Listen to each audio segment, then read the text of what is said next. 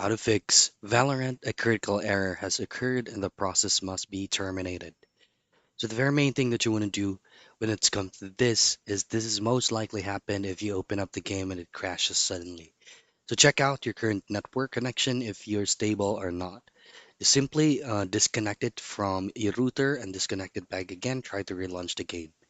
Next step is to go into the Valorant icon, right click and go to properties. Now go into compatibility and then just choose on disable full screen optimization and then run this as an administrator, hit on apply and relaunch the game once again. For the last step is to go into your Windows icon and type in run. Now type in percentage local app data percentage and then hit on OK.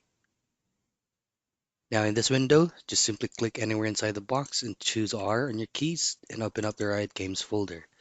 Now open up Valorant and delete all that is inside the cache folder. Restart the PC and relaunch the game. That's it. Those are the basic troubleshooting steps for you to be able to fix Valorant. A critical error has occurred and the process must be terminated.